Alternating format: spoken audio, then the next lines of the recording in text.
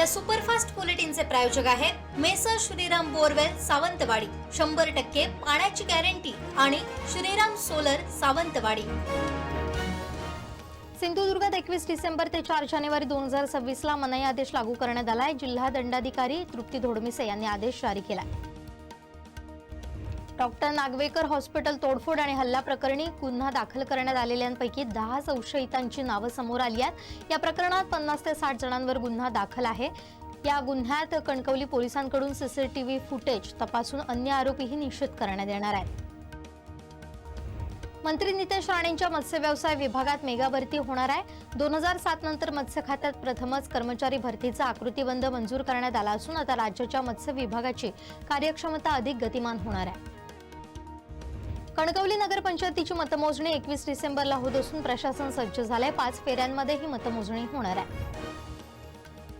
गोवा बनावटीच्या दारूची बेकायदा वाहतूक करणाऱ्या टेम्पोवर इन्सुली दत्त मंदिराजवळ राज्य उत्पादन शुल्क विभागाच्या इन्सुली पथकानं मोठी कारवाई केली। या कारवाईत 8,49,320 रुपयांचा मुद्देमाल जप्त करण्यात आलाय। वाहतूक करणाऱ्या तंझील शेख याला ताब्यात घेण्यात आलाय। कुडाळ शहरातील धोकादायक गॅस चेंबर हटवण्याच्या कामाला अखेर सुरुवात करण्यात आली आहे। कणकवली उपजिल्हा रुग्णालयाला जिल्हा शल्य चिकित्सक डॉक्टर श्रीपाद पाटील यांनी सरप्राईज भेट दिली। त्यांनी यावेळी आढावा घेतला। सावंतवाडी तालुक्यातील तळवडे गोठावडेवाडी इथं बैलांची झुंज लावणाऱ्या 4 जणांविरुद्ध सावंतवाडी पोलीस ठाण्यात गुन्हा दाखल करण्यात आलाय। माहितीच्या आधारे पोलिसांनी घटनास्थळी धाड टाकली। कुडाळ शहराच्या मध्यवर्ती ठिकाणी असलेल्या जिजामाता चौक पुतळ्यासमोरचे सुमारे 150 वर्षांपूर्वीचं ऐतिहासिक वडाचं झाडाची फांदी अज्ञात इसमांनी बेकायदेशीरपणे तोडल्याची धक्कादायक घटना सोमवारी घडली। या घटनेमुळे कुडाळमधील वृक्षप्रेमी आणि सर्व पक्षीय कार्यकर्त्यांनी दोषींवर कठोर कारवाई करण्याची मागणी कुडाळ पोलीस निरीक्षकांकडे केली आहे। मध्य प्रदेशातील भोपाळ इथं झालेल्या उमंग राष्ट्रीय दिव्यांग महिला क्रिकेट कप 2025 स्पर्धेत महाराष्ट्र दिव्यांग महिला क्रिकेट संघानं दणदणीत विजय मिळवलाय आणि राष्ट्रीय ट्रॉफीवर आपलं नाव कोरलंय। या संघाचं नेतृत्व सिंधुदुर्गातील वेंगुर्ला येथील स्मिता सुनील गावडे यांनी केलंय। अल्पसंख्याक समाजाच्या हक्कांचं संरक्षण, समानता आणि सामाजिक सलोखा याबाबत जनजागृती करण्याच्या उद्देशानं दरवर्षी 18 डिसेंबरला अल्पसंख्याक हक्क दिन साजरा करण्यात येतो। महसुलातील प्रलंबित मागण्यांकडे होणाऱ्या दुर्लक्षामुळे नाराजी आहे। या अन्यायाविरोधात महाराष्ट्र राज्य महसूल अधिकारी आणि कर्मचारी समन्वय महासंघानं पुकारलेल्या राज्यव्यापी संपात रत्नागिरीतील सर्व महसूल अधिकारी कर्मचारी 19 डिसेंबर पासून बेमुदत कामबंद आंदोलन करणार आहे। रत्नागिरी वन विभागानं माकडं वानर पकडण्यासाठी विशेष मोहीम राबवली आहे। यात यंदाच्या हंगामात 284 माकडांना यशस्वीरित्या पकडण्यात आलंय। सर्वाधिक 251 माकडं राजापूर तालुक्यात पकडण्यात आली आहेत।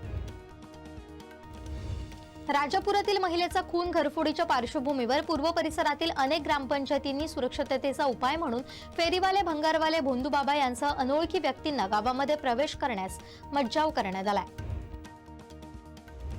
संगमेश्वर तालुक्यातील तुरळ इथं मुंबई गोवा महामार्गावर मराठवाडी फाटा इथं 4 चाकी रस्त्याच्या बाजूला असलेल्या संरक्षक कठड्याला धडकून भीषण अपघात झाला। त्यात चालक जागीच ठार झाला असून एक प्रवासी जखमी आहे।